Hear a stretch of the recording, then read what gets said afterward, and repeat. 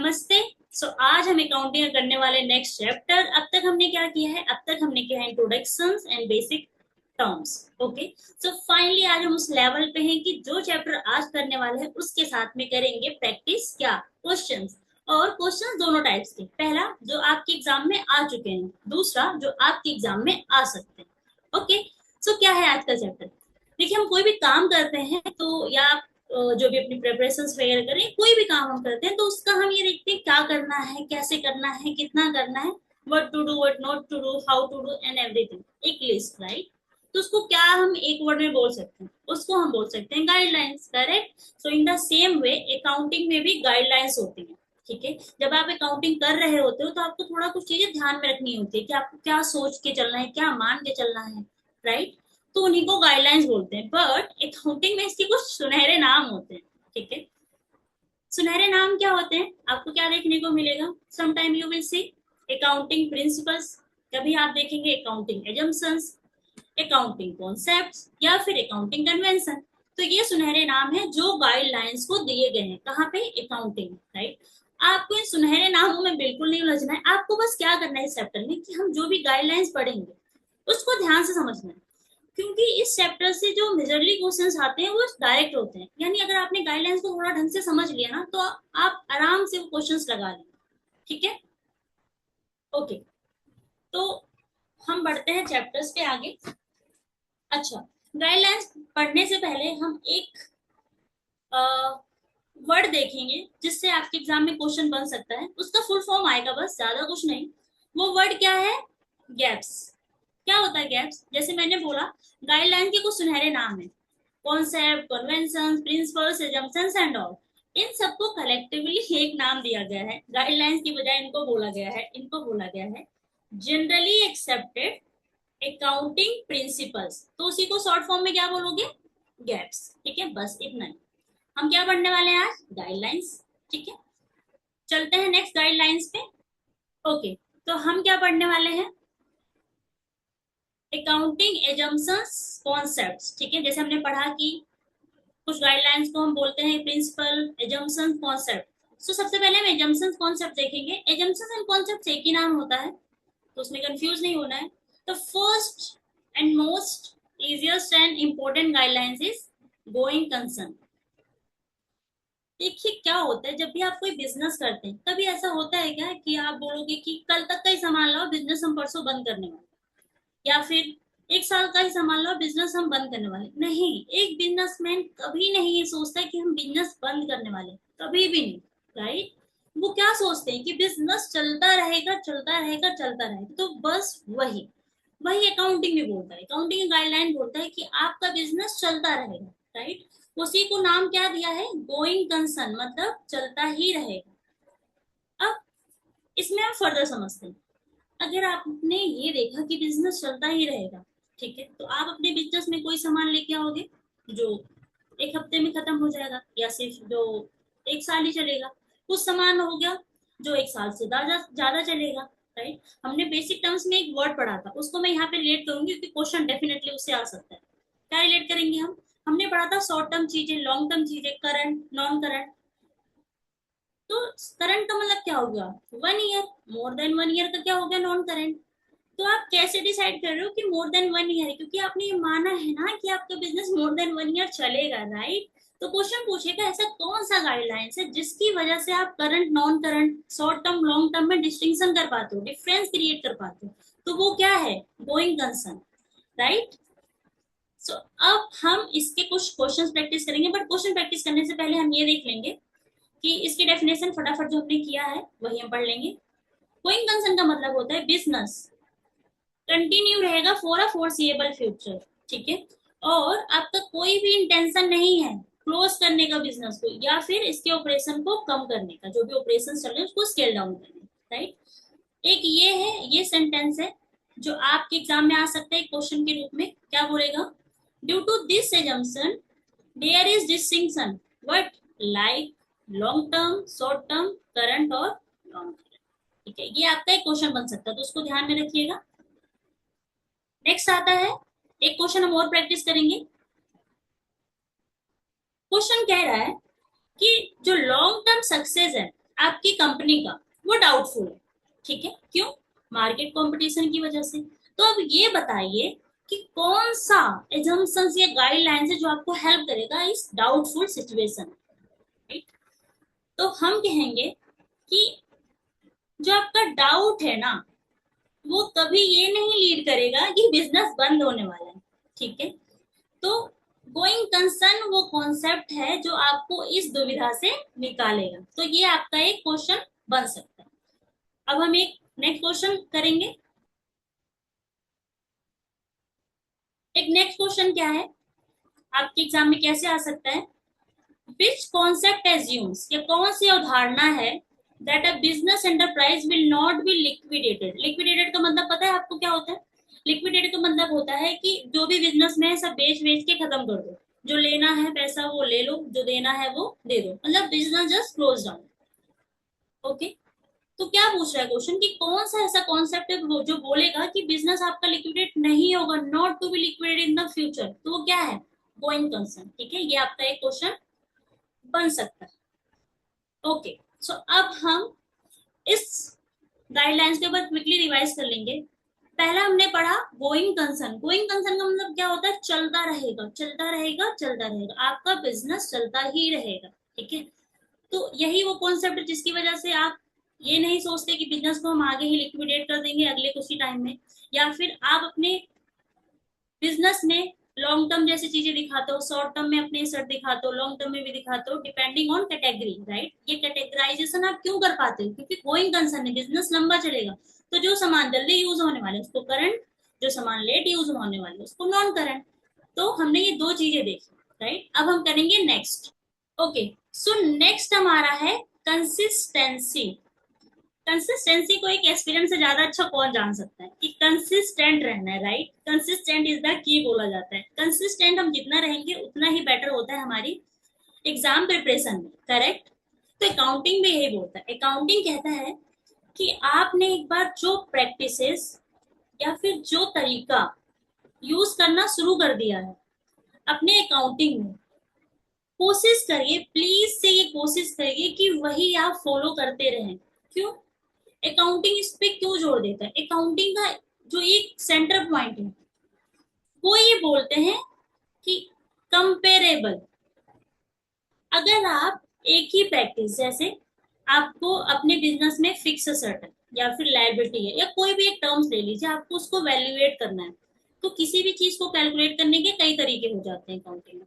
आपने एक तरीका निकाल लिया, हम जैसे कुछ तरीके आगे पढ़ेंगे। अब आप उस तरीके से कर रहे हो इस साल, नेक्स्ट ईयर आपने उस तरीकों को चेंज कर दिया, ठीक है, फिर नेक्स्ट ईयर आपने कुछ और पिक कर लिया। तो आप कभी भी अपनी खुद की परफॉर्मेंस को मेजर ही नहीं कर पाओगे, कंपेयर ही नहीं कर पाओगे अपने प्रीवियस ईयर्स, राइट?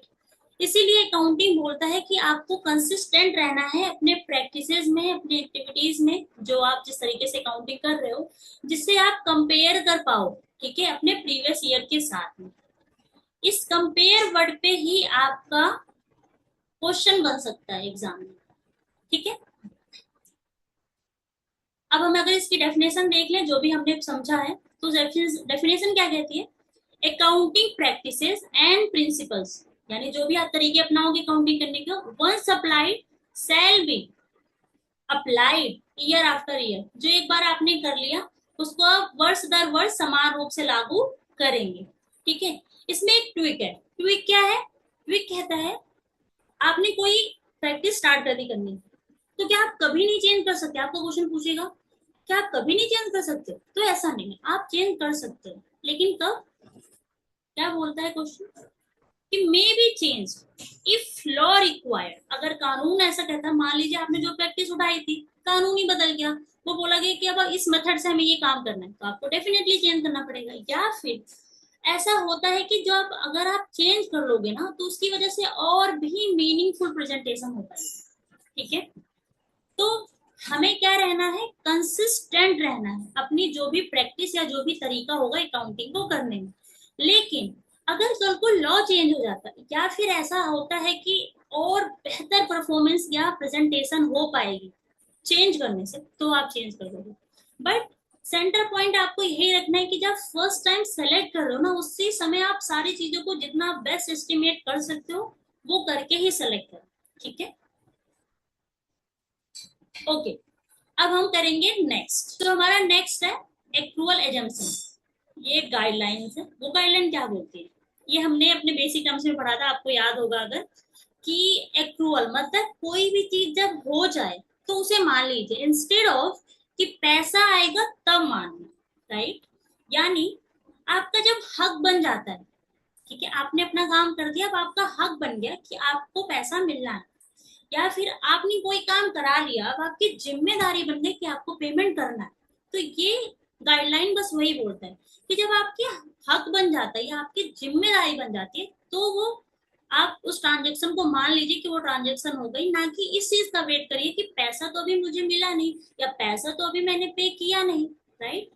तो ये एजम्पशन क्या बोलता है, या गाइडलाइंस क्या बोलते हैं, गाइडलाइन बोलता है transactions are recorded when it is accrued और ऑकर्ड, ठीक है, instead of when cash is exchange. लेन देन को तब दर्ज कर लिया जाता है जब वे घटित होते हैं या अर्जित होते हैं, ना कि तब जब नगद का आदान प्रदान होता है। अब इस पे क्वेश्चन आपके एग्जाम में क्या बन सकता है वो देखते हैं। क्वेश्चन क्या बन सकता है, क्वेश्चन बोलेगा कि रेंट है मार्च 25 का, वो पे नहीं हुआ है, ठीक है। तो कौन सा अकाउंटिंग कॉन्सेप्ट है जो ये बोलेगा कि इस रेंट को अभी भी रिकॉर्ड करो एक्सपेंस के रूप में, आपने पे नहीं किया है, फिर भी आप इसको रिकॉर्ड करोगे एक्सपेंस। कौन सा ऐसा कॉन्सेप्ट है, तो वो है एक्रूवल एजम्पशन, ओके। सो अगर आपने मार्च का किराया भुगतान नहीं किया है, फिर भी मार्च की बुक में जब आप बनाओगे तो आपको इसको एज अ एक्सपेंस मानना ही मानना है। वो कौन सा कॉन्सेप्ट है, वो कॉन्सेप्ट है एक्रूवल। ओके, सो फाइनली हमने ये तीनों कर लिए। अब हम आपका एक एग्जाम का क्वेश्चन करने वाले हैं, ठीक है, जो इन्हीं पे बेस है। सो हमने कुछ गाइडलाइंस पढ़ी, उसी गाइडलाइंस के बेस पे आपके एग्जाम में कुछ क्वेश्चन आए, वो क्वेश्चन क्या है वो देखते हैं।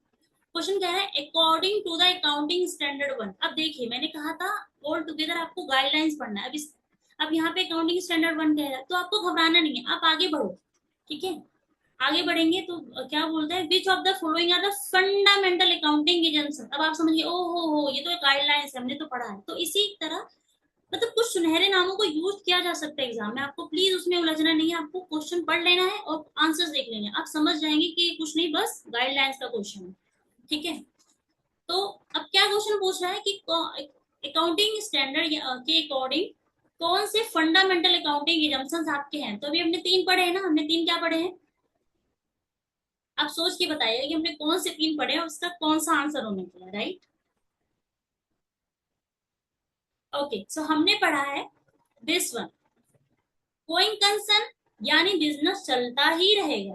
कंसिस्टेंसी, एक बार आपने कोई मेथड पकड़ लिया तो प्लीज ट्राई करो उसी को फॉलो करना है अनटिल अनलेस लॉ चेंज हो जाए या फिर चेंज करने की वजह से आपकी प्रेजेंटेशन और बेहतर हो जाए। एंड लास्ट इज एक्रूअल, कि आपका ट्रांजेक्शन तभी मान लिया जाएगा जब आपका हक बन जाता है पैसा मिलने का, या फिर आपकी जिम्मेदारी बन जाती है पैसा देने का, ना कि जब आपने पैसा दे दिया या आपको पैसा मिल गया, ठीक है। तो ये क्वेश्चन हो गया, होप आपको ये समझ में आया होगा। अब हम चलेंगे नेक्स्ट। ओके, सो हम कुछ और गाइडलाइंस को देखने वाले हैं। जैसा कि मैंने स्टार्टिंग में बताया था कि गाइडलाइंस के कुछ सुनहरे नाम है, तो अब तक जो हमने गाइडलाइंस पढ़ी उनके सुनहरे नाम थे अकाउंटिंग एजम्पशंस या कॉन्सेप्ट्स। अब जो हम पढ़ने वाले हैं उनको प्रिंसिपल बोलते हैं, बट एनीवे आप मान के चलिए कि गाइडलाइंस है, ठीक है। अब हम उसी गाइडलाइंस में नेक्स्ट गाइडलाइंस पढ़ेंगे। गाइडलाइन क्या है, नाम क्या है, अकाउंटिंग एंटिटी और बिजनेस एंटिटी। आपको ध्यान रखना है कि कभी आपसे अकाउंटिंग एंटिटी बोल सकते हैं बिजनेस एग्जाम में, कभी बिजनेस एंटिटी। क्या होता है ये गाइडलाइन, ये गाइडलाइन बोलता है कि बिजनेस और बिजनेस के ओनर दोनों अलग अलग पर्सन हैं, दोनों को एक नहीं मानना है।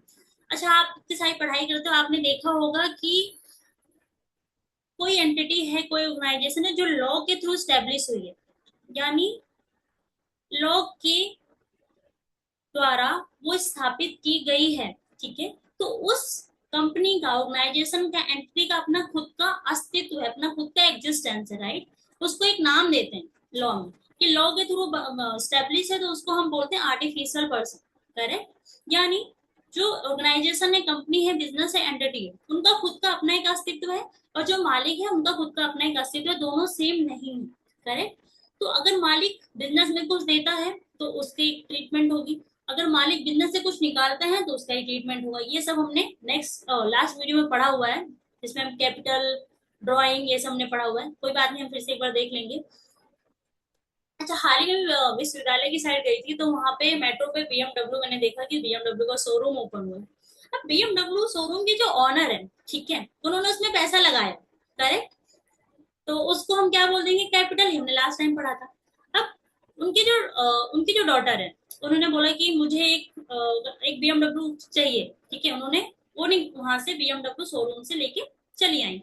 अब वो जो एक व्हीकल लेके आई है, जो एक फोर व्हीलर लेके वहां से आई है, वो क्या होगा, क्या शोरूम ऑनर बोलेंगे ठीक है ये इसका कोई रिकॉर्डिंग की नीड नहीं है, ये तो अपनी ही बच्ची है, नहीं, आपको अकाउंटिंग गाइडलाइंस बोलेगा ऐसा बिल्कुल नहीं है। मालिक है तो क्या हुआ, मैं बिजनेस अलग हूँ, आप मालिक अलग है, ठीक है, आपने कुछ निकाला है उसको रिकॉर्ड करो, आपने मुझे कुछ दिया है उसको रिकॉर्ड करो, मैं आपको सब चुकाऊंगा जो आपने मुझे दिया, लेकिन आपने मुझसे कुछ लिया है तो वो भी रिकॉर्ड करो, तो मैं आपको नेट करके चुकाऊंगा, ठीक है। तो बस वही है कि business is considered to be separate from its owners, okay, व्यवसाय को उसके मालिकों से अलग माना जाता है। अब आपके क्वेश्चन कैसे आ सकते हैं एग्जाम में, क्वेश्चन जो आएगा वो बोलेगा कौन सा अकाउंटिंग प्रिंसिपल्स है, कौन सा सिद्धांत है जो ये बोलता है कि जो पर्सनल एक्सपेंस होगा, व्हाट एक्सपेंस, पर्सनल एक्सपेंस, किसका, प्रोप्राइटर का, पार्टनर का या ओनर का, वो डेबिटेड होगा ड्रॉइंग अकाउंट में। इन शॉर्ट, अगर कोई पर्सनल एक्सपेंस होता है तो ड्रॉइंग अकाउंट में बुक होता है, ये हमने लास्ट टाइम देखा था,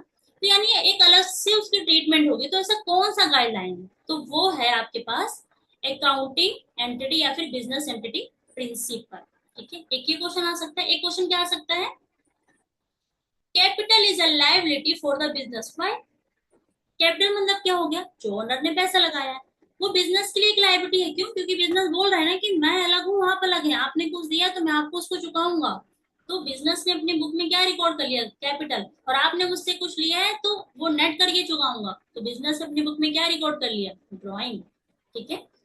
तो ये हो गया आपका अकाउंटिंग प्रिंसिपल। अकाउंटिंग प्रिंसिपल बोलता है कि बिजनेस अलग है मालिक अलग है, ठीक है, और दो बिजनेस अलग है और मालिक अलग है, इस वजह से अगर मालिक कोई पैसा बिजनेस में देता है तो उसकी रिकॉर्डिंग होगी एज अ कैपिटल, कोई कोई पैसा अपने पर्सनल यूज के लिए निकालते हैं तो उसकी रिकॉर्डिंग होगी एज अ ड्रॉइंग, ठीक है। आगे बढ़ते हैं, तो अब हम करेंगे अपना नेक्स्ट गाइडलाइन। नेक्स्ट गाइडलाइन क्या है, नेक्स्ट गाइडलाइन बोलता है मनी मेजरमेंट प्रिंसिपल। ये अपने नाम से थोड़ा अपने आप को बताने की कोशिश कर रहे हैं कि मनी में मेजर किया जा सकता है, ठीक है। अब अकाउंटिंग की गाइडलाइन है जो ये कहना चाहती है कि देखिए आप अकाउंटिंग जब करेंगे तो उसी चीज को रिकॉर्ड करेंगे जिसको मनी में मेजर किया जा सके, जिसको मनी में मापा जा सके, ठीक है। तो अब हम इसके डायरेक्टली क्वेश्चन प्रैक्टिस करेंगे, उससे आपको ज्यादा अच्छा समझ में आएगा।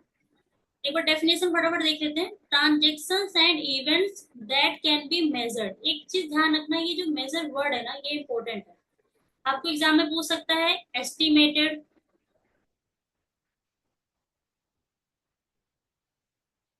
और आपको एग्जाम में पूछ सकता है मेजर। आपको क्या बोलना है, मेजर, एस्टिमेटेड पे नहीं, ठीक है। तो आपको ये ध्यान रखना है मेजर की जा सकती है, अनुमान नहीं, मापा जा सकता है, ठीक है। तो हम क्या बोलेंगे, ट्रांजेक्शन्स जो कि मेजर किया जा सकता है मनी में, उनको ही आप रिकॉर्ड करोगे, ठीक है। वही लेन देन जो दर्ज की जा सकती है धन में मापी जा सकती है, वही। क्वेश्चन क्या बनेगा आपका, क्वेश्चन बनेगा कि प्रोडक्शन मैनेजर है जो कि इंटरेस्टेड है रिकॉर्ड करने में क्या, गुड इंडस्ट्रियल रिलेशंस, ठीक है, इन द अकाउंट्स। तो कौन सा अकाउंटिंग है, जो अकाउंटिंग गाइडलाइंस है जो उन्हें फॉलो करना चाहिए जब वो ऐसा कुछ सोच रहे हैं, ठीक है। अब बिजनेस मैनेजर सोच रहे हैं या प्रोडक्शन मैनेजर सोच रहे हैं कि उनको उनकी कुछ कंपनी की जो रिलेशंस है ना बहुत अच्छे हैं, उसको वो रिकॉर्ड कर लेते हैं। बट ऐसा कर सकते हैं, वो नहीं कर सकते, क्योंकि रिलेशंस को वो मनी में मेजर कर सकते हैं क्या, कि ये हमारा रिलेशन यहाँ पे गुड है तो इसकी अमाउंट 1 लाख की है, नहीं, तो वो नहीं रिकॉर्ड होगा, करेक्ट। तो आपको बोलना है कि मनी है जो ऐसा नहीं करने देगा या इस प्रॉब्लम से उबारेगा, किसको, production manager.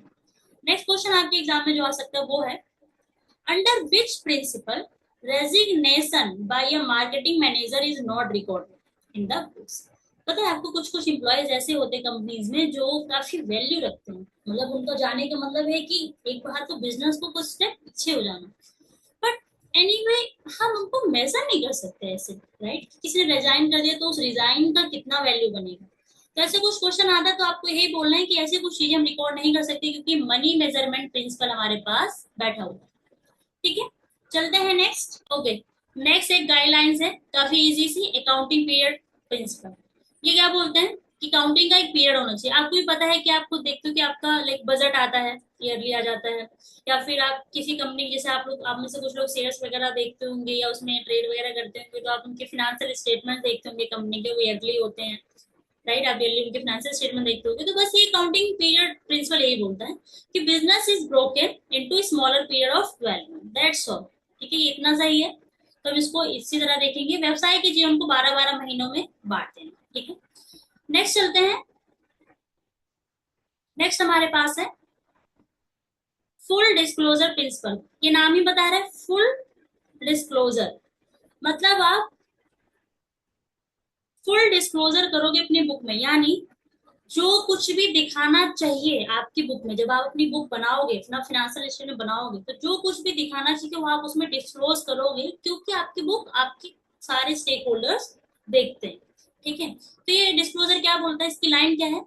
Disclosure should be made of items required under law and those items which are material. ये मटेरियल वर्ड क्या है, इसको हम आगे पढ़ेंगे, ये बहुत इंपॉर्टेंट, इस पे पूरा एक प्रॉपर क्वेश्चन बन सकता है। ठीक है, तो कानून के थ्रू जो आवश्यक है या फिर जो भी आपके जरूरी आइटम्स है उनको आप जरूर प्रकट करेंगे अपने स्टेटमेंट।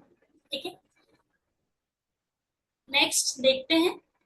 ओके, नेक्स्ट हमारा है मटेरियलिटी प्रिंसिपल। जैसे हमने यहाँ पे मटेरियल और पढ़ा ना फुल डिस्क्लोजर में, कि आप हर वो चीज दिखाओगे जो जरूरी है, यानी और जो लॉ के थ्रू रिक्वायर्ड है। अब जरूरी यानी मटेरियल का मतलब क्या हो गया? मटेरियल का मतलब होता है, और उसी पे आपका एक गाइडलाइंस भी बेस्ड है, वो ही कहता है कोई भी ऐसा आइटम, कोई भी ऐसी चीज जिसकी वजह से जो यूजर्स हैं, फिनेंशियल स्टेटमेंट को यूज करने वाले, आपकी बुक्स कौन देखेगा? बिजनेस की बुक कौन देखता है? मालिक देखेंगे, गवर्नमेंट देख सकते हैं, एम्प्लॉय देख सकते हैं, सोसाइटी देख सकती है, कोई भी जो भी स्टेक होल्डर है। ठीक है, और मेनली शेयर होल्डर जो इन्वेस्टर्स हैं। ठीक है, तो इन शॉर्ट जो भी आपके यूजर्स हैं, उनके डिसीजन में अगर किसी वजह से कोई फर्क आ सकता है, उनके डिसीजन में कुछ चेंजेस हो सकते हैं किसी आइटम को लेके, तो वो आपके लिए मटेरियल है। ठीक है, इसका हम एक प्यारा सा एग्जांपल डिस्कस करते हैं। अब मटेरियल ना किसी अमाउंट पे डिपेंड नहीं है कि 10 लाख है या 1 करोड़ है या क्या। क्या होता है मटेरियल का मतलब? मान लीजिए आपके दो बिजनेस है, पहले बिजनेस में जो आपका टर्नओवर है वो आपका 100 करोड़ है। कोई ऐसा इशू या कोई ऐसा केस या कुछ ऐसा कहीं भी कुछ स्ट्रक हो गया, कोई ऐसा कोई चैलेंज आ गया जो लगभग आपको 10 लाख का लॉस दे सकता है। अब 10 लाख है और आपका टर्नओवर कितना है? 100 करोड़।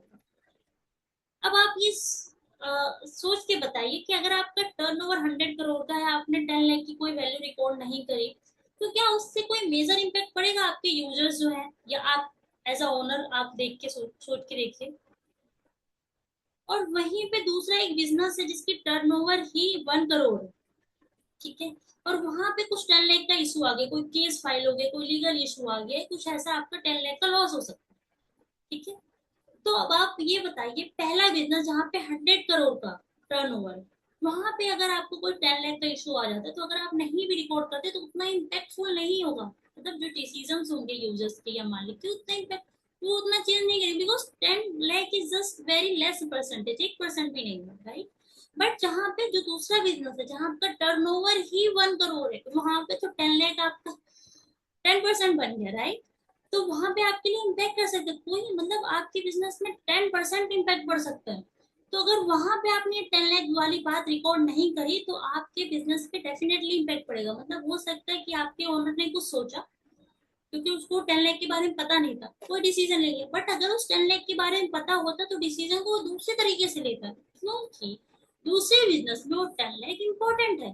ठीक है, तो materiality is not based on any amount, it based simply, आपको बस ये सोचना है कि क्या जो यूजर्स हैं उनके डिसीजन पे कोई इम्पैक्ट पड़ेगा क्या, इस आइटम्स की वजह से, इस टर्म्स की वजह से, इस पर्टिकुलर चीज की वजह से, तो वो आपके लिए मटेरियल मानी जाएगी। ठीक है, आगे चलते हैं।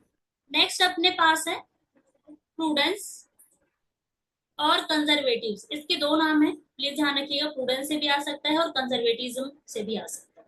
ठीक है, अब ये क्या होता है, अकाउंटिंग बोलता है, अकाउंटिंग गाइडलाइंस बोलते हैं, वो थोड़ा सा ना कंजर्वेटिव होने की सोच से, तो जैसे बोलते हैं कि थोड़ा सा संभल संभल के, थोड़ा सा सावधान होकर चलने की कोशिश करते हैं। ठीक है, थोड़ा खुद को शॉक ऑब्जर्वर बनाने की कोशिश करते हैं। आप लोगों ने शॉक ऑब्जर्वर तो सुना ही होगा। तो गाइडलाइन बोलता है कि भाई देखो, अगर आपको लगता है कि आपको कोई नुकसान होने वाला है तो उसको अपनी बुक में दिखा दो, उसको अभी से उसका ट्रीटमेंट कर लो, उसके भी से अकाउंटिंग कर लो। लेकिन अगर आपको लगता है कि आपको कोई गेन हो सकता है, कोई बेनिफिट हो सकता है, कोई लाभ हो सकता है, तो जब तक कंफर्म ना हो जाओ ना, तो बस लगने के बेस पे मत जाओ। ठीक है, बस अंदाजे के बेस पे मत जाओ। बट अगर लॉस है और आपको लग रहा है कि हो सकता है, आप उसे तुरंत रिकॉर्ड कर दो, आप उसे दिखा दो।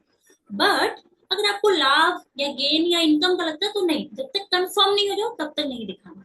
ठीक है, तो ये थोड़ा सा सावधान होने की बात बताता है कौन, अकाउंटिंग की एक गाइड।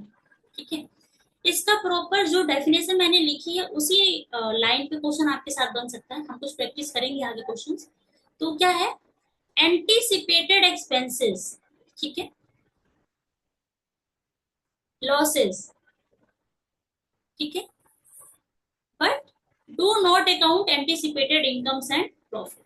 ठीक है, यानी संभावित खर्चों हानियों को मान्यता दें लेकिन संभावित लाभ और आय को नहीं देना। अब इसके हम क्वेश्चंस करेंगे कुछ आगे। ओके, ये जो क्वेश्चन हम प्रैक्टिस करने वाले हैं ये बिल्कुल डिट्टो ऐसे आपके एग्जाम में आ सकता है। क्वेश्चन क्या बोल रहा है, क्लोजिंग स्टॉक है, ठीक है, वो वैल्यू होता है लोअर पे, किसके लोअर पे, कॉस्ट के, यानी उस सामान को बनाने में जितना आपको खर्चा वगैरह लगा है, आपकी जो कॉस्ट निकल के आती है उसको बनाने में, या फिर मार्केट प्राइस के, दोनों के लोअर पे रिकॉर्ड होगी। ठीक है, तो कौन सा प्रिंसिपल है जो यहाँ पे आप लगा रहे हो, आपने बोला कि आपके पास स्टॉक है, आपने सामान वगैरह बनाया, मान लो आपने 100 आइटम बनाए, दो बच गए, तो आपने अपने पास रख लिया, तो उसकी कुछ कॉस्ट होती है, आपने उसको बनाया है, प्रोड्यूस किया है, तो उसकी कुछ कॉस्ट होगी। तो मान लीजिए उसकी कॉस्ट 100 है, ठीक है, और उसका मार्केट प्राइस मान लीजिए कि 120 है, तो आप किस पे रिकॉर्ड करोगे, 100 पे या 120 पे, या फिर वाइस वर्सा कर दीजिए। मान लीजिए कॉस्ट आपकी 120 लगी, उसको बनाने में आपको 120 लगे, लेकिन आपका मार्केट प्राइस सिर्फ 100 है। ठीक है, तो आप किस पे रिकॉर्ड करोगे, तो ये बोलता है कि आपको लोअर पे रिकॉर्ड करना है। क्यों करना है, कौन सा प्रिंसिपल बोलता है, वो आपका बोलता है प्रूडेंस कंजर्वेटिज्म। ठीक है, कि अगर आपको लगता है कि आपको लॉस नुकसान हो सकता है तो आप अभी से उसको रिकॉर्ड कर लो। ठीक है, तो ये आपका क्वेश्चन बन सकता है, बिल्कुल प्रॉपर ऐसे ही क्वेश्चन बन सकता है, तो प्लीज इसको अच्छे से कर लीजिएगा।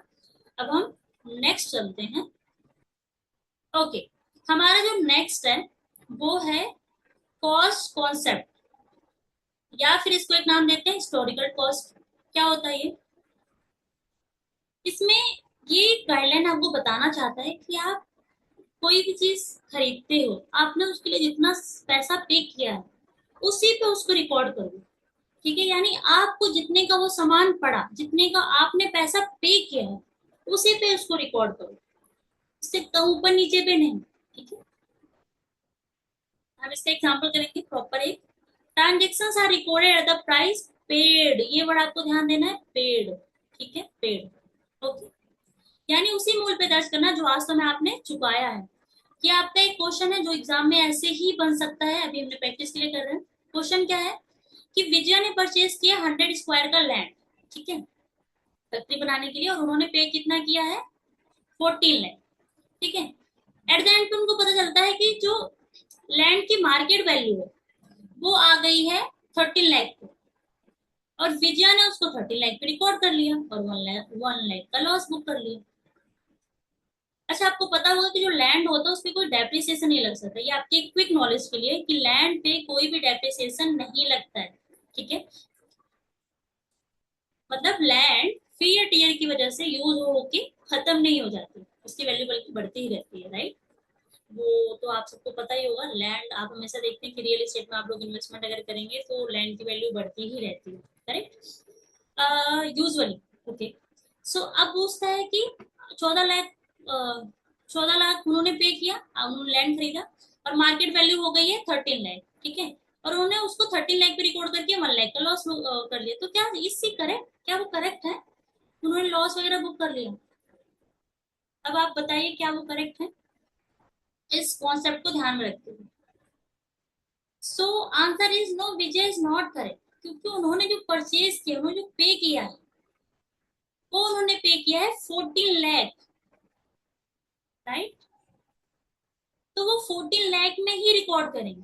तो बस आपको इतना ही ध्यान रखना है कि अगर आपने किसी चीज को जितने में खरीदा है, जितने की वो चीज आपको पड़ी है, उतने में ही रिकॉर्ड करना, करेक्ट। आगे बढ़ते हैं हम। ओके, नेक्स्ट है मैचिंग प्रिंसिपल। मैचिंग यहाँ पे मैट्रिमोनियल वाला मैचिंग नहीं है, यहाँ पे मैचिंग है कुछ ऐसा ही है, आप कह सकते हो।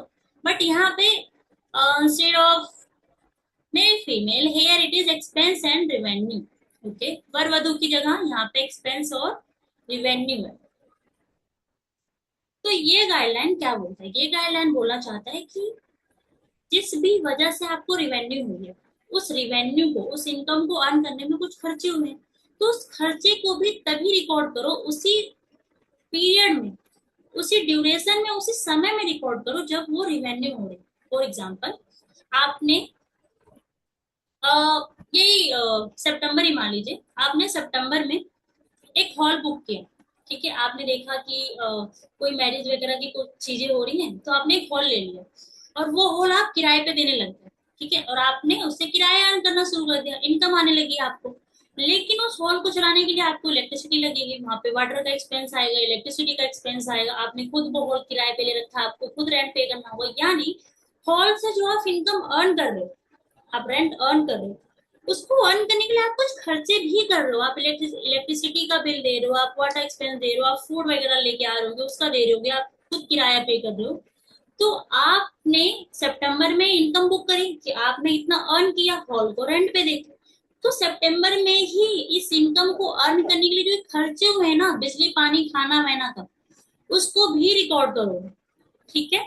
तो बस आपको यही ध्यान रखना है कि एक्सपेंसेस जो इनकर्ड हुए हैं और उस रेवेन्यू को अर्न करने में, वो भी रिकॉग्नाइज होना चाहिए इन द सेम ईयर में, ठीक है। जब रेवेन्यू रिकॉर्ड हो रहा है उसी समय, उसी ईयर में, उसी पीरियड में, उसी ड्यूरेशन में उसको भी रिकॉर्ड करना है, ठीक है।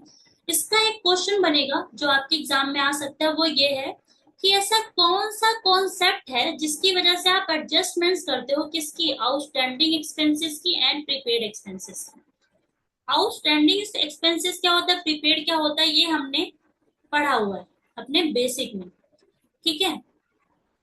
आउटस्टैंडिंग का मतलब होता है बकाया, यानी आपने सर्विस यूज कर लिया बट आपने पे नहीं किया है। प्रीपेड का मतलब होता है आपने सर्विस यूज नहीं किया, आपने एक्स्ट्रा एडवांस पे कर दिया है, ठीक है।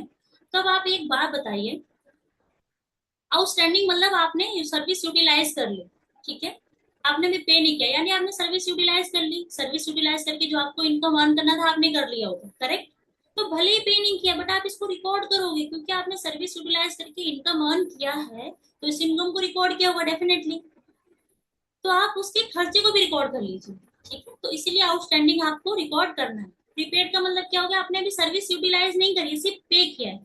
तो आपने जब सर्विस यूटिलाइज करी नहीं है, तो सर्विस को यूटिलाइज करके जो आप इनकम अर्न कर सकते थे वो भी अर्न नहीं करी होगी, कॉमन सेंस यही है, राइट। सो आप इस खर्चे को भी रिकॉर्ड मत करो उस पीरियड में, इसका एडजस्टमेंट करो, मतलब इसको हटाओगे आप और इसको ले लोगे आप, ठीक है। इसका एक प्रॉपर क्वेश्चन बनता है, मैंने बेसिक टर्म्स में बताया था कि आउटस्टैंडिंग एक्सपेंस का एक प्रॉपर क्वेश्चन आता है, ठीक है। तो मैचिंग प्रिंसिपल क्या कहता है? मैचिंग प्रिंसिपल कहता है कि आपने जो इनकम अर्न करी है, आपने जो इनकम कमाई है, उस इनकम को कमाने में जो आपको खर्चे लगे हैं, उस खर्चों को भी आप उसी पीरियड में रिकॉर्ड करो जिस पीरियड में आपने इनकम को रिकॉर्ड करी, यानी जिस ड्यूरेशन में आपने इनकम को कमाई है उसमें ही इनकम को रिकॉर्ड करोगे फॉर श्योर। उसी पीरियड में आपको एक्सपेंस भी रिकॉर्ड करने हैं, वो एक्सपेंस जो खर्च हुए हैं, जो लगे हैं उस रिवेन्यू को, उस इनकम को अर्न करने में, ठीक। आगे बढ़ते हैं। आगे है आपका डुअल एस्पेक्ट और डुअलिटी प्रिंसिपल।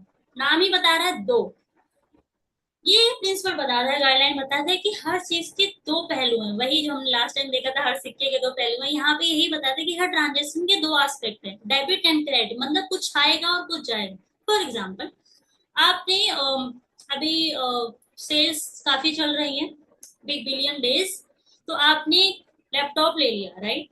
अब क्या हुआ, आपने लैपटॉप लिया, आपके पास लैपटॉप यानी एसेट आ गई और आपके पास से पैसा चला गया। तो हमेशा अकाउंटिंग में बोला जाता है कि कुछ आएगा तो कुछ जाएगा, ठीक है। तो दो साइड होती है, डेबिट एंड क्रेडिट, ठीक है, आना और जाना, और दोनों सेम अमाउंट की, ठीक है। आपने अगर 50,000 पे किया है अपने लैपटॉप के लिए, तो आपका 50,000 गया और आपके पास लैपटॉप आया 50,000 का, ठीक है। तो ये आपके पास क्या बोलता है guideline, every transaction has two aspects, debit and credit of equal amount, ठीक है, आपको इतना ध्यान रखना है। आगे बढ़ते हैं। तो हमारे पास बस ये दो ही बचे हैं, so be relax, just two more. Second last है रेवेन्यू रिकॉग्निशन रियलाइजेशन। ये हमने जो एक्रूअल पढ़ा है, एक्रूअल एजम्पशन क्या बोलता है कि जब आपका हक बन जाए पैसा लेने का, ये जब आपकी जिम्मेदारी बन जाए पैसा देने का, तो आप उसको अपनी ट्रांजेक्शन मान लो, इंस्टेड ऑफ कि पैसा मिला है या पैसा पे किया है कि नहीं, ठीक है। तो रिवेन्यू रिकॉग्निशन एक्रूअल का ही एक पार्ट है। वो ये बोलता है कि जब आपका हक बन जाए पैसा लेने का, तभी आप मान लो कि आपकी सेल हो गई, आपका ट्रांजेक्शन हो गया, आपकी इनकम हो गई, ठीक है। ना कि ये जब आपको पैसा मिला है। तो यानी जो हमने एक्रूअल पढ़ा कि आपका हक बनता है, आपकी जिम्मेदारी भी बनती है, तो इसमें हक वाला पार्ट यानी आपको मिलना है, आपकी रेवेन्यू होनी है, तो एक्रूअल का ही एक पार्ट आपका क्या हो गया, रेवेन्यू रिकॉग्निशन। यानी revenue is recognized when the right to receive is established, जब आपका हक बन जाए कि आपको पैसा मिलना है, आय प्राप्त होनी है, उसका अधिकार हो जाए, तो आप उसको रेवेन्यू मान लोगे अपनी बुक में, ठीक है। इसका आपके एग्जाम में कैसे क्वेश्चन आएगा, अंडर विच गाइडलाइंस, कौन सी गाइडलाइंस है, if advance is received against sale of goods, ठीक है। आपको एडवांस मिल गया, आपने भी बेचा नहीं है, आपको बस पैसा एडवांस मिल गया, बेचा अभी नहीं है, यानी आपका अभी हक नहीं बना पैसा मिलने का, बट आपको एडवांस मिल गया। तो जो एडवांस है वो रिकॉर्ड होगा कैसे, वो as advance against sale record होगा या सेल, मतलब क्या आप उसे सेल मान लोगे, नहीं, आप सेल नहीं मानोगे, आप सेल मतलब रेवेन्यू मान लेना, इनकम मान लेना, कम मानोगे सेल, जब आपकी आपको वहां पे अधिकार आ जाए, आपने तो भी सामान बेचा ही नहीं ना, आपको बस एडवांस मिल गया है, ठीक है। तो आप क्या बोलोगे कि जो आपको एडवांस मिला है उसको आप सेल नहीं रिकॉर्ड करोगे, उसको आप एडवांस अगेंस्ट सेल रिकॉर्ड करोगे, ठीक है। तो ये आपका एक क्वेश्चन एग्जाम में बन सकता है। Okay, going to next and hopefully the last one है वेरीफिएबल ऑब्जेक्ट। हमने बेसिक कॉन्सेप्ट में एक वर्ड पढ़ा था वाउचर, राइट। तो वाउचर क्या होता है, डॉक्यूमेंटेशन। बिजनेस में जो भी चीजें रिकॉर्ड होती है वो किसी एविडेंस के बेस पे रिकॉर्ड होती है, बिल्स होगा, इनवॉइस होगा, वाउचर होगा। एंड एक चीज हमने और भी बेसिक टर्म्स में पढ़ी थी कि आपका जो बुक्स होता है वो as a legal evidence work करता है। क्यों करता है, क्योंकि उसमें जो भी चीजें रिकॉर्ड हुई है ना, उन सबके पीछे डॉक्यूमेंट है, ओके, सब प्रॉपर एविडेंस के बेस पे रिकॉर्ड हुई है। तो ये गाइडलाइन बस यही कहता है कि ट्रांजेक्शन जो भी आप रिकॉर्ड करेंगे वो on the basis of evidence करेंगे, ठीक है, ऐसे ही रिकॉर्ड नहीं करेंगे। सो फाइनली हमने अपने जो भी गाइडलाइंस होती है अकाउंटिंग की वो कवर कर लिए हैं।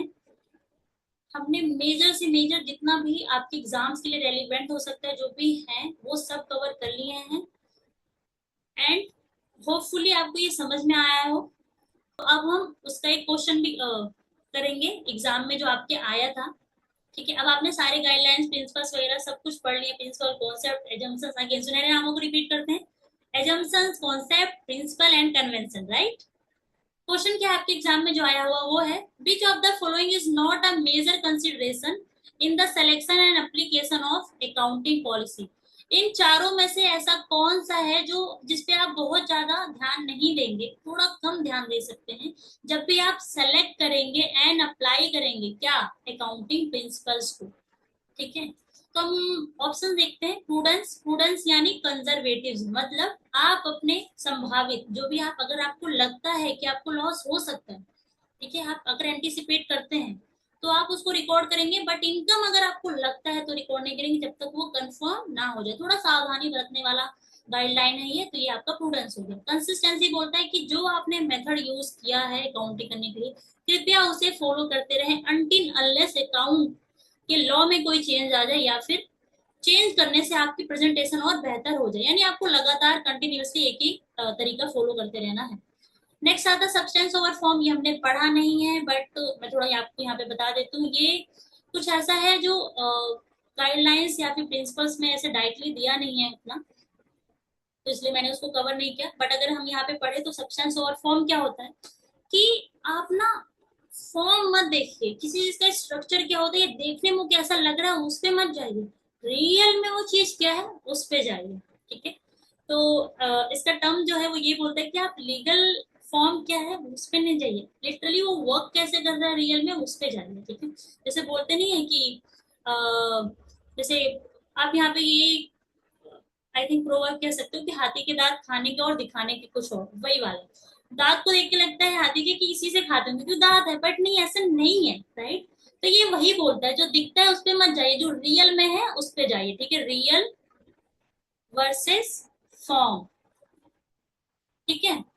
Next is materiality. मटेरियलिटी आपने पढ़ा है कि कोई भी वो चीज जो मटेरियल हो, कौन मटेरियल होगा, जिसकी वजह से यूजर के डिसीजन मेकिंग में इम्पैक्ट पड़ जाए, वो मटेरियल।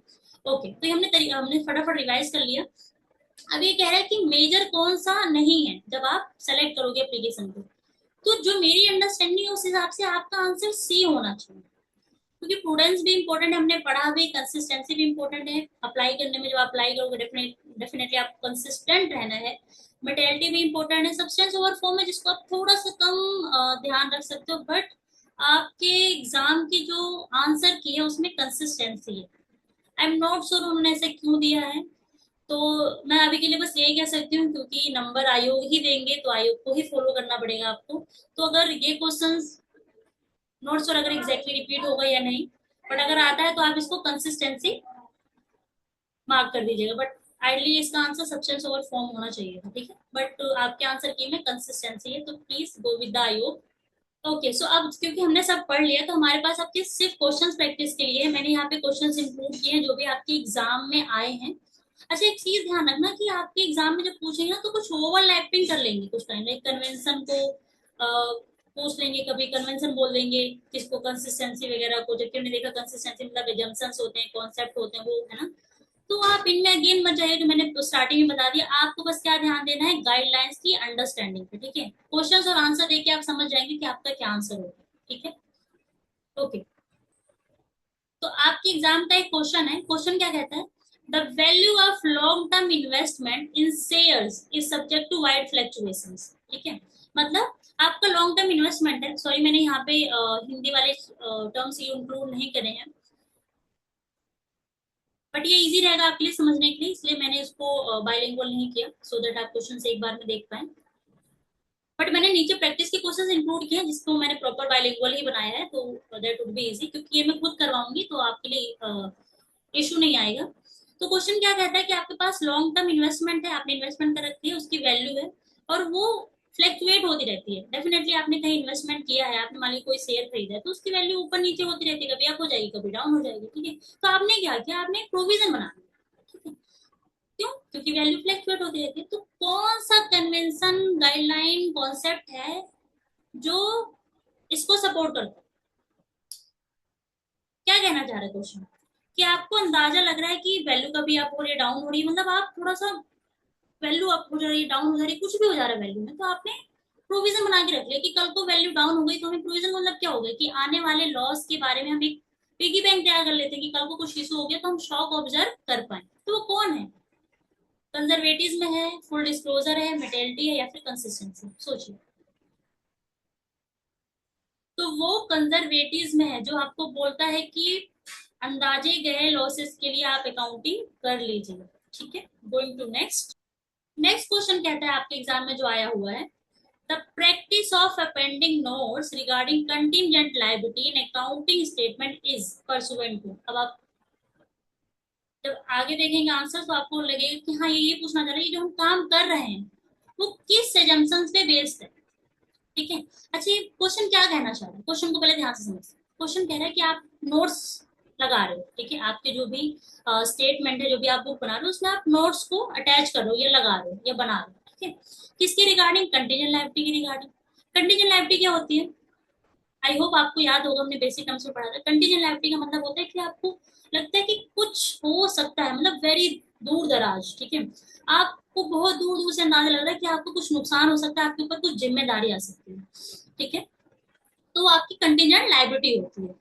अब आप उसके बारे में भी नोट्स में लिख रहे हो, मतलब आपको कुछ दूर दराज से लग रहा है कि आपके ऊपर कोई जिम्मेदारी हो सकती है, कुछ आपको नुकसान हो सकता है, उसका आप नोट्स बना रहे हो, ठीक है। नोट्स में आप उसको दिखा रहे हो ताकि जो यूजर्स पढ़े आपके स्टेटमेंट को उनको पता है। तो वो कौन सा है, वो क्या कंसिस्टेंसी के ऊपर बेस्ड है, क्या मनी मेजरमेंट कॉन्सेप्ट है कि मनी हम मेजर करेंगे, मनी में मेजर करेंगे, या फिर कंजर्वेटिज्म है या फुल डिस्क्लोजर।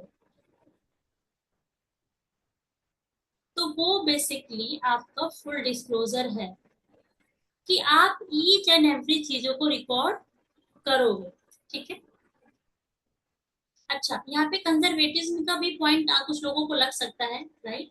वो हो सकता है answer, but that will be go 99% और आई वुड से 90%। एक्चुअली क्या है, क्वेश्चन बोला, क्वेश्चन है ना कंटिंजेंट वर्ड दे दिया। तो कंटिंजेंट अपने आप में बहुत दूर दराज होता है, मतलब बहुत दूर का अंदाजा लगना। ठीक है। बट फिर भी आप उसके रिगार्डिंग भी नोट्स दिखा रहे हो, मतलब आप फुल डिस्क्लोजर करने की कोशिश कर रहे हो, तो ज्यादा एम्फेसाइज जो आंसर है ना, वो आपका ये बन रहा है, तो फुल डिस्क्लोजर। नेक्स्ट चलते हैं। नेक्स्ट है question, what is the underlying accounting concept that support no anticipation of profit but provision of all possible losses? क्या होगा इसका आंसर? सो इसका आंसर होगा कंजर्वेटिज्म। ये आपको याद है, प्रॉपर डेफिनेशन की लाइन आपको उठा के दे रखी है, तो यस, ये इसका आंसर होगा कंजर्वेटिज्म। ओके। ओके, सो हम नेक्स्ट क्वेश्चन देखेंगे, नेक्स्ट एंड लास्ट बोथ। सो क्या कहता है ये क्वेश्चन? ये क्वेश्चन कह रहा है कि कौन सा अकाउंटिंग कॉन्सेप्ट अप्लाई होगा एंटिटी के द्वारा when events such as new competitor entering in the market and rift, यानी जो आपका अच्छे टर्म्स नहीं होते दो पार्टी के बीच में, उसको रिफ्ट बोलते हैं, between production and marketing departments are not disclose in the books. तो क्या हुआ है कि ऐसा कौन सा अकाउंटिंग कॉन्सेप्ट या गाइडलाइंस है जो ये कहता है कि आप रिकॉर्ड नहीं करोगे? क्या नहीं रिकॉर्ड करोगे? कि आपकी मार्केट में एक न्यू कॉम्पिटिटर आ गया, या आपकी जो दो डिपार्टमेंट है, प्रोडक्शन एंड मार्केटिंग, उन दोनों में उतनी अभी अच्छी बन नहीं रही है, क्योंकि टर्म्स प्रॉफिट टर्म्स अच्छे नहीं है, तो ये आप अपनी बुक में रिकॉर्ड नहीं करोगे। कौन सा ऐसा कॉन्सेप्ट है जो ऐसा आपको सपोर्ट करता है कि हाँ रिकॉर्ड नहीं करोगे? सोच के बताइए। तो वो है मनी मेजरमेंट, क्योंकि हम इनको मनी में मेजर नहीं कर सकते कि आपके दो एक डिपार्टमेंट के बीच में अच्छी थोड़ी अभी बन नहीं रही है, तो कितने रुपए की अच्छी नहीं बन रही है, ऐसा हो सकता है? नहीं ना, तो मनी मेजरमेंट। ठीक है। ओके। सो हमने अकाउंटिंग गाइडलाइंस के रिगार्डिंग जितने भी प्रीवियस क्वेश्चंस आए हैं, आई ट्राइड कि आई कवर ऑल। आपके क्वेश्चंस हो गए, हमने गाइडलाइंस भी की अंडरस्टैंडिंग भी ले ली। आई होप कि आपको समझ में आया हो। आपके और बेटर प्रैक्टिस के लिए मैंने आगे कुछ क्वेश्चन दे रखे हैं, जो आप प्लीज प्रैक्टिस कर सकते हैं। ये आपके लिए हेल्पफुल करेगा बिजनेस में क्वेश्चंस जब आएंगे, सॉरी एग्जाम्स में जब क्वेश्चंस आएंगे, तो उसमें आप उसको अच्छे से समझ पाओ और आंसर्स को लगा पाओ। उसके लिए प्रैक्टिस आपके लिए हेल्पफुल हो सकती है। इसके आंसर्स मैंने बिल्कुल नीचे पीडीएफ में दे रखे हैं, तो ये अराउंड 10 to 12 क्वेश्चंस हैं। इसके बेस पे आपने जो भी अंडरस्टैंडिंग ली है वो कितनी अच्छे से आपको समझ में आई, कितनी नहीं, वो सारा इसमें कवर हो जाएगा। सो प्लीज इसको प्रैक्टिस कर लीजिएगा, and see you all in the next video. Thank you, bye bye.